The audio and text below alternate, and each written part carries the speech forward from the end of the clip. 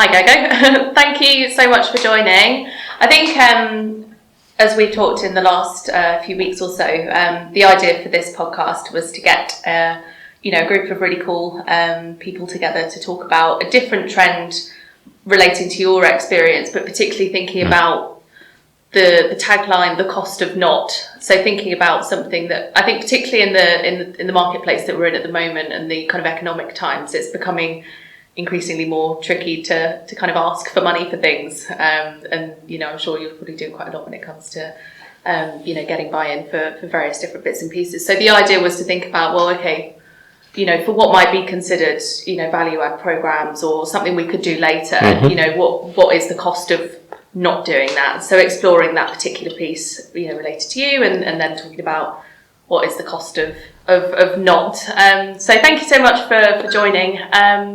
Would you like to introduce yourself? Thanks for having me here. My name is Gergo Safar. If you wonder, it's a Hungarian name. That's where I was born and raised, and then followed by actually my studies in Hungary and Sweden, and then 20 years of corporate experience spanning over 8 countries, various industries, and all leading up to my current job in BT Group, which is strategic workforce planning. I think this is one of the coolest jobs at the moment, in not just in our company, but like across the industries, which in a sense means about identifying trends on the skill, on the labor market, like on the market as well as in the organization, and how are we planning to obtain those skills, and how do we define and develop the way how we do strategic workforce planning. So today I'm here to talk about the cost of not doing strategic workforce planning. It is a very popular subject at the moment across all industries and organizations. We're very mindful that we mean quite different things under strategic workforce planning. I have a very simple definition for that, which is planning your workforce for the long term.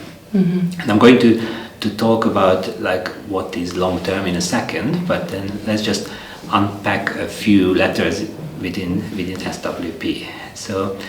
So the S in SWP stands for strategic, and I think what makes your workforce planning strategic is when you connect the workforce plans to the organizational objectives. Where the organization wants to be on the long run, and what kind of people and how many of them are needed to get to that point. The W is obviously it stands for workforce, and here is the question of are you planning only for your employee base, or actually are you planning for your temporary resources as well?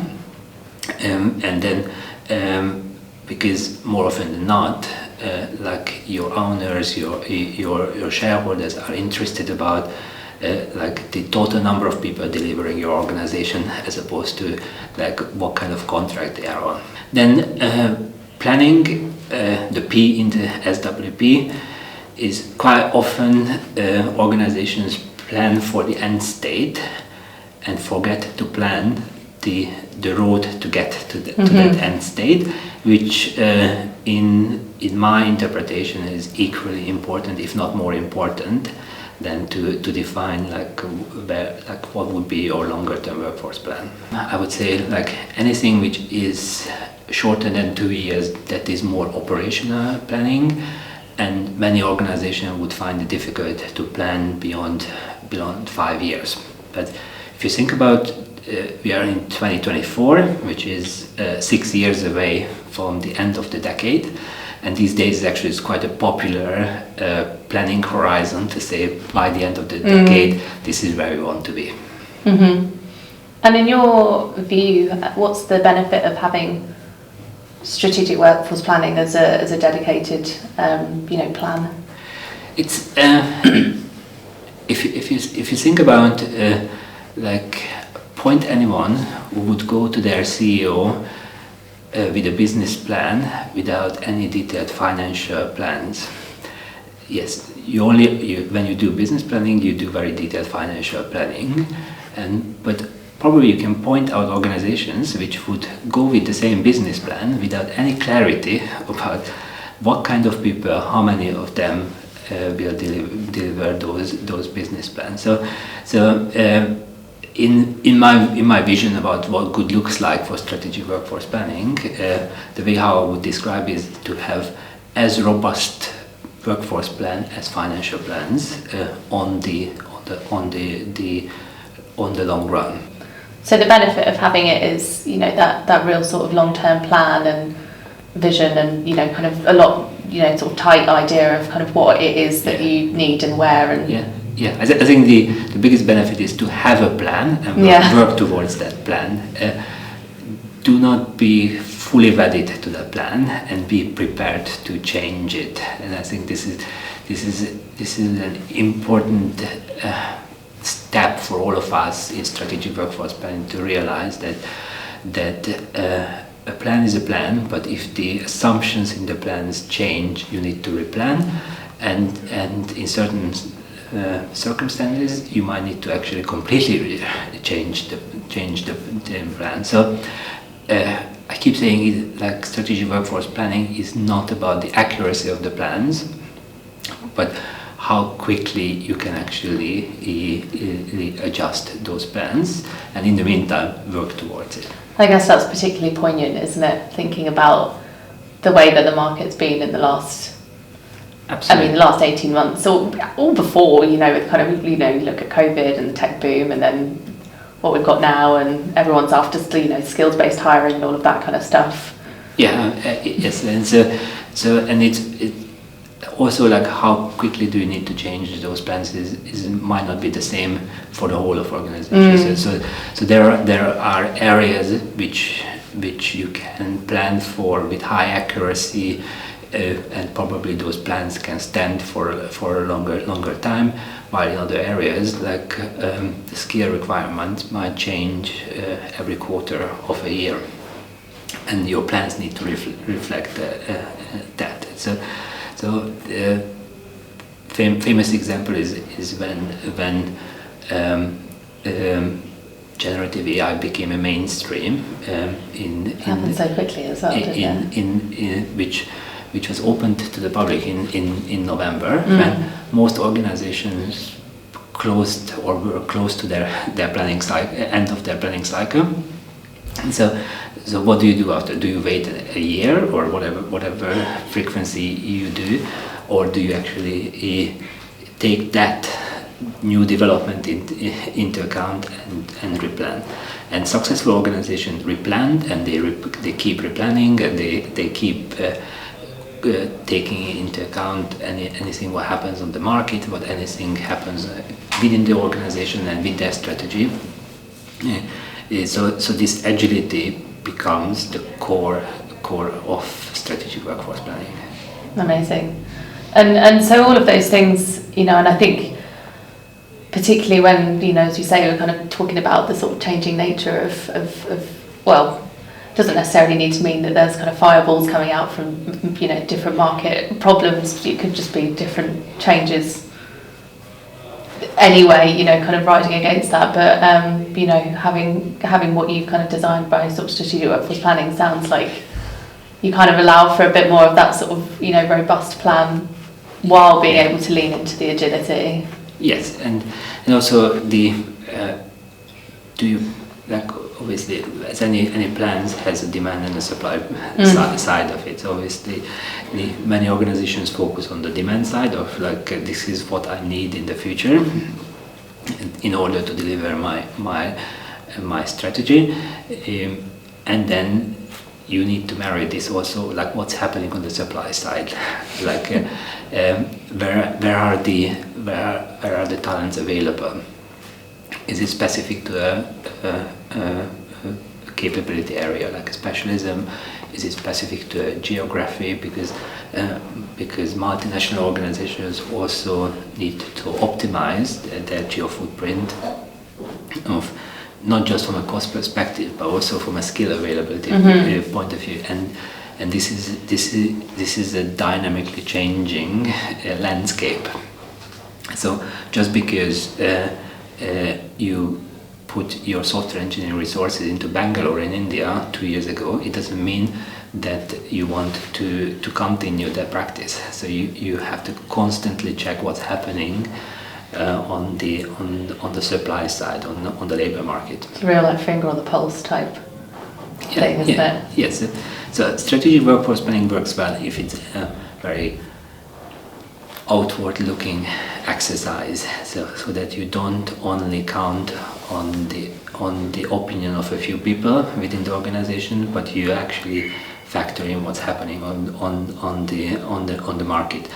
And there are already amazing tooling in this space which scan hundreds of millions of data points at any point in time and tells you what are the skills that are trending in which location, like what's the talent availability in those skill areas. So there's a vast amount of data available, and how successful you do in strategic workforce planning is dependent on how successfully you translate these data into actions within your organization. Yeah. And with all that being said, around the benefits of doing good strategic workforce planning, what if you didn't do any of that? And I guess particularly from your point of view, coming from a whole host of large multinational, big kind of hiring organisations as well. Like, what's your view on what if you didn't? So cost, you would typically group them into financial and non-financial cost. So the financial cost is the easier to get your head around, it's easier to quantify, and for a for-profit organization, this is the cost of not doing strategic workforce planning is the amount of unrealized revenue or unrealized profit. Then there are like the indirect cost which relate to the how well do you serve your customers, or how well do you manage your workforce, which doesn't translate immediately into cost, but no longer run it has an ultimate impact on your financials. There's also when you talk about cost of not doing strategic workforce planning, you have to factor in what time horizon these costs materialize. So it must be quite hard to track for some instances.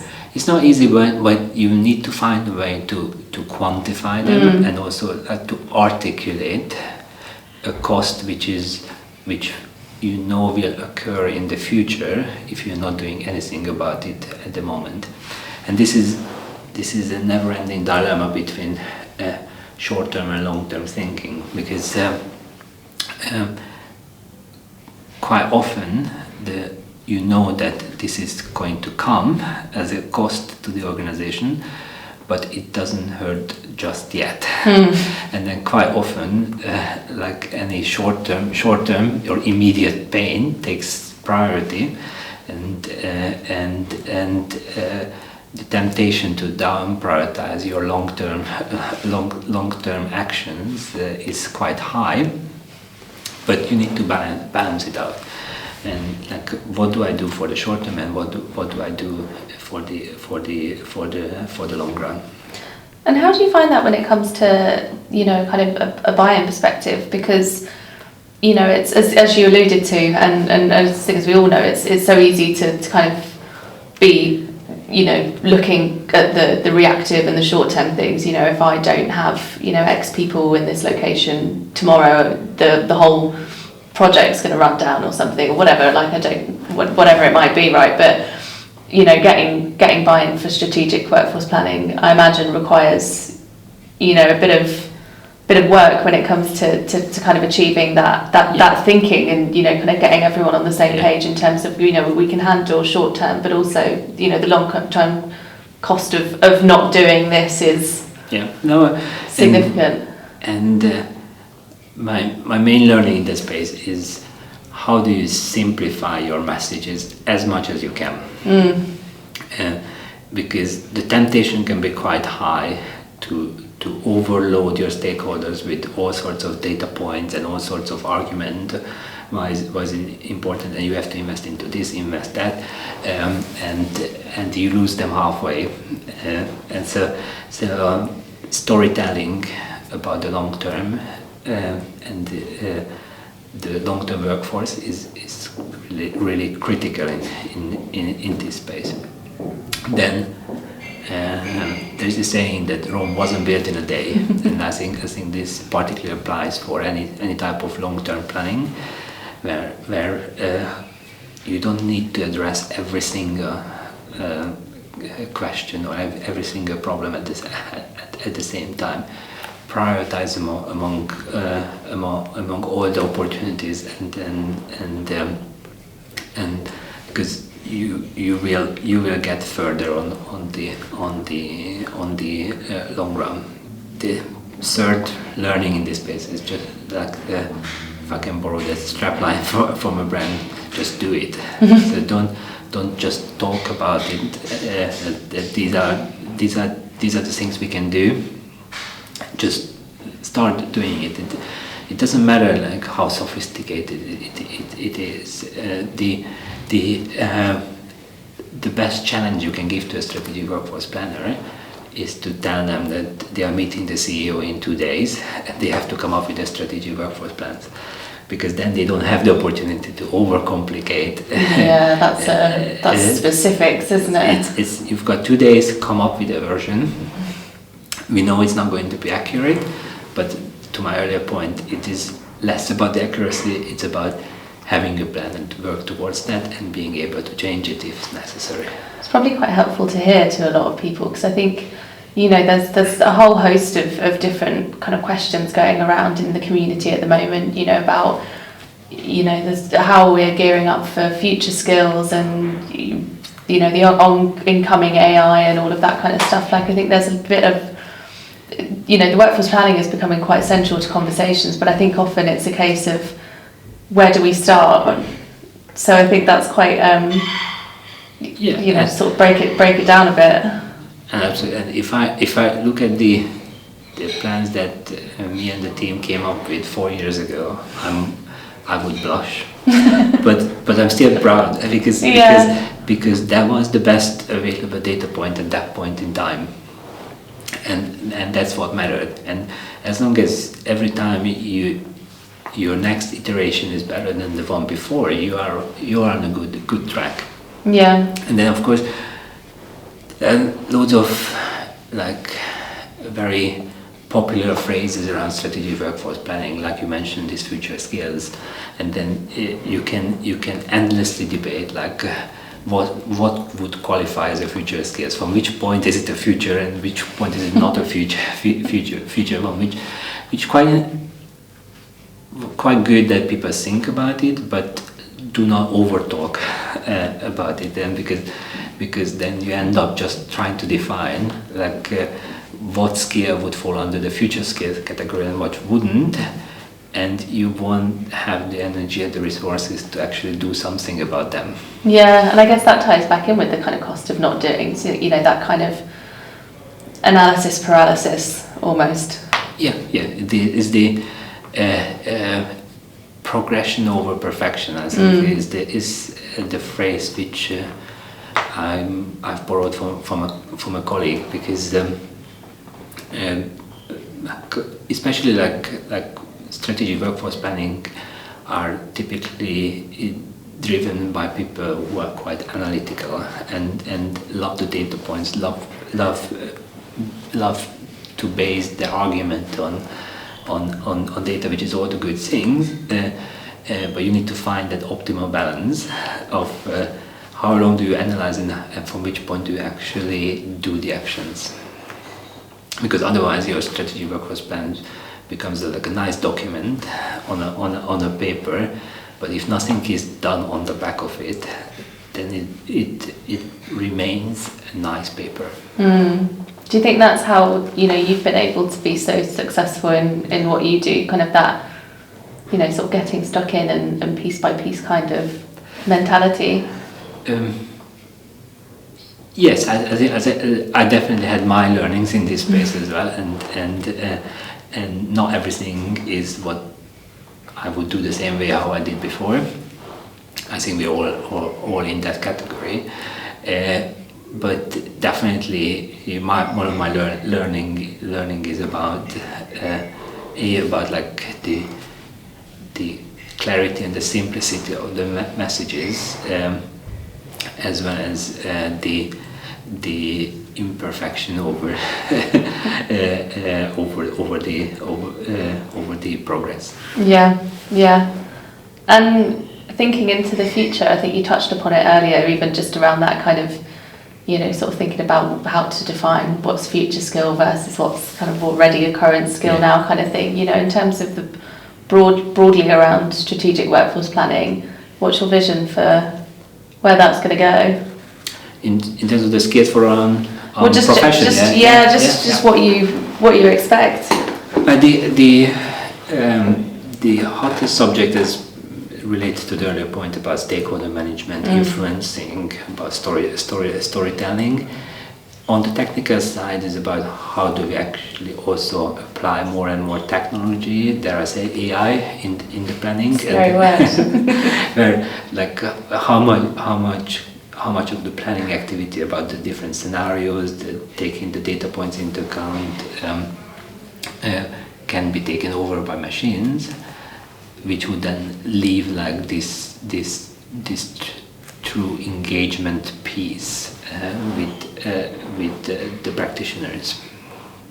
So I think these are the hottest areas within strategic workforce planning. It's a tough area to think about, isn't it? Because it's changing so quickly. It's changing very quickly, but I think we all need to think about like how are we going to apply technology in our work, like to what extent does it make sense, how much investment is it required in this space, is this the highest return on investment for an organization to invest into your technology and not someone else's technology. So it's definitely a changing landscape, but we should all start thinking about like how are we going to use it, not just in strategic workforce planning but in any area. What are the use cases? It's an interesting one, that, isn't it? Because it's like she was saying, like kind of sort of that integration between sort of the AI and the technology and what that means for the workforce and what you're adopting and things. It's I think changing day by day. It would be interesting to see what happens, and it obviously makes your role and the role of strategic workforce planning ever more important, doesn't it? Yeah, and also that where do you put these capabilities within the organization? Who drives strategic workforce planning? Who inputs into it? Do they also have the capability to visualize what's waiting for their line of business, and then what's the implication on their workforce, which area should they invest into, what skills to build, what skills to buy on the market. You can see how you can easily fall down by not doing any of that in the coming years. Yeah, because it is a very multi-dimensional planning, which can get often very complicated, and many organizations that's why they stop, because it feels A, too far away, B, too complex. I think it's viewed a bit as an impossible task in certain instances as well, isn't it? That, but not that it is necessarily, but I think it's that, like, again, going back to what we were saying about sort of analysis paralysis thing, like there's just so much to kind of to do and to. As I define strategic workforce planning, as long as your workforce planning relate to the long-term strategy of your organization, irrespective how long-term it is, as long as it's linked to that, as long as it includes not just the end state planning but also the way to get there, no matter how sophisticated your planning is, I think you are on the right track. So just because it can be very complex, that should not stop you from start doing it. Yeah, definitely. And I do hope like more and more organizations realize the benefit of long-term workforce planning and start investing into the capabilities of the people in this space, and hopefully it attracts more and more colleagues. Yeah. Well, thank you. Thank you. Thanks for having me. It's been really interesting to kind of hear a little bit more in that sort of deeper dive into it. I think, as we say, like there's, it's such an important, role and function, but it's been really cool to spend a bit more of a deeper dive into it. Yeah, let's talk in 6 months how far we got collectively. Yeah.